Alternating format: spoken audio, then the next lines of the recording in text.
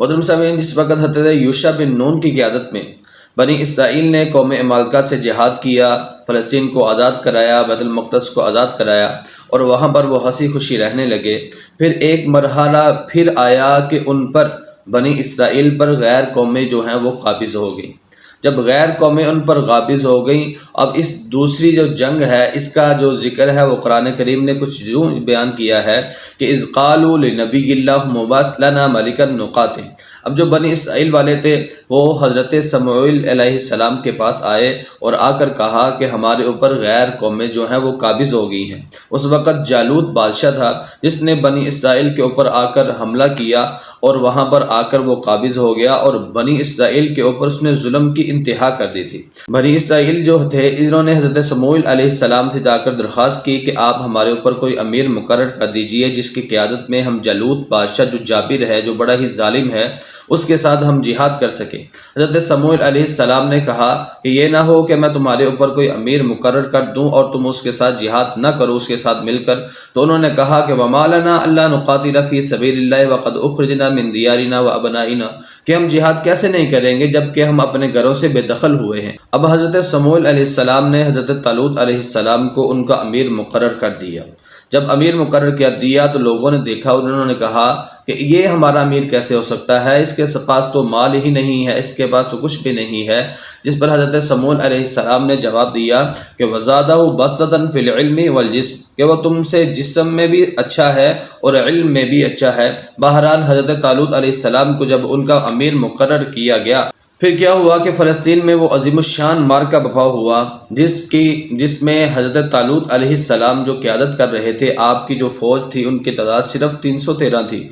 جس کے مقابل آپ لڑنے جا رہے تھے وہ تھا جالوت بادشاہ جو کہ بڑا ہی ظالم بادشاہ تھا۔ اس کی فوج کی تعداد تھی 60,000۔ جو خود جالوت بادشاہ تھا یہ اوپر سے لے کر نیچے تک جنگی لباس کے اندر ڈھکا ہوا تھا، اس کی آنکھوں کے علاوہ کوئی اور چیز نظر نہیں تھی آ رہی، اور اس کے دونوں ہاتھوں کے اندر تلواریں تھیں، جبکہ جو اس کے مد مقابل تھے وہ ایک داؤد نامی لڑکا تھا جس کو دنیا بعد میں حضرت داؤد علیہ السلام کے نام سے جاننے لگی۔ حضرت داؤد علیہ السلام کے ہاتھ میں ایک گولیل نما ایک چیز تھی جس کی سرے کے اوپر ایک پتھر باندھا جاتا ہے اور اس کو گھما کر دشمن کے جو نشانہ بنایا جاتا ہے۔ جو جالوت بادشاہ تھا اس نے تلوار کے ساتھ حضرت داؤد علیہ السلام پر وار کیا، جس کو حضرت داؤد علیہ السلام نے بڑی ہی پھرتی کے ساتھ نکارہ کر دیا۔ اس کے بعد پھر حضرت داؤد علیہ السلام نے وہ جو گولیل نما چیز تھی اس پر پتھر رکھا اور اس کو گھما کر جالوت جو بادشاہ تھا اس کی آنکھ کا نشانہ لیا، اور وہ پتھر سیدھا اس کی آنکھ میں لگا اور آنکھ کے راستے سے دماغ کے اندر جا کر گھس گیا، اور وہ اتنا تیز تھا، وہ اتنی پاورفل تھا کہ اس کو دوبارہ حملے کی جسارت نہ ہو سکی، وہ وہیں پر گر گیا، جس کو قرآن کریم نے یوں ذکر کیا ہے کہ وَقَتَلَ دَاوُودُ جالوتا، کہ حضرت داؤد علیہ السلام نے جالوت کو قتل کر دیا، اس کو ایک پتھر کے ساتھ اس کو قتل کر دیا۔ اللہ رب العزت نے ایک مرتبہ پھر فلسطینیوں کو، بنی اسرائیل کو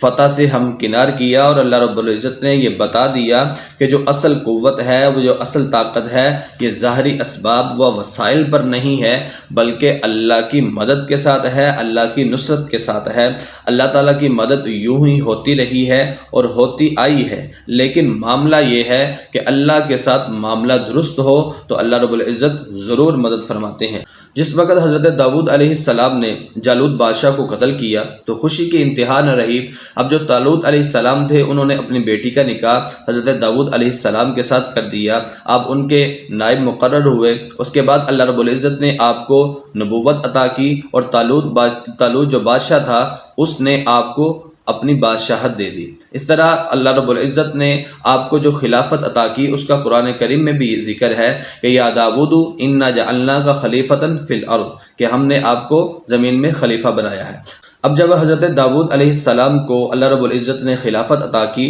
تو اس کے بعد پھر دو اصول بیان کیے کہ فاحکم بین الناس بالحق ولا تتبع الهوى فیضلک عن سبیل اللہ، کہ آپ نے حق کے ساتھ حکومت کرنی ہے اور لوگوں کی خواہشات کے مطابق نہیں چلنا۔ اب حضرت داؤد علیہ السلام کی خلافت قائم ہوئی، یہاں سے حضرت داؤد علیہ السلام کی جو ریاست تھی، یہودیوں کی باقاعدہ ریاست یہاں سے شروع ہوئی۔ آپ کی حکومت ایک عرصہ تک قائم رہی، اللہ رب العزت نے آپ کو بہت زیادہ نوازا۔ اس کے بعد آپ کے بیٹے حضرت سلیمان علیہ السلام آپ کے جانشین مقرر ہوئے۔ یہاں پر ایک بات حضرت سلیمان علیہ السلام کے بارے میں عرض کرتا ہوں کہ مسلمان جو ہیں یہ حضرت سلیمان علیہ السلام کو پیغمبر بھی مانتے ہیں اور بادشاہ بھی مانتے ہیں، لیکن جو یہودی ہیں یہ حضرت سلیمان علیہ السلام کو پیغمبر نہیں مانتے، صرف بادشاہ ہی مانتے ہیں۔ آج کے لیے اتنا ہی، نیکسٹ ایپیسوڈ کے لیے ہمارے ساتھ رہیے، تب تک کے لیے اللہ حافظ۔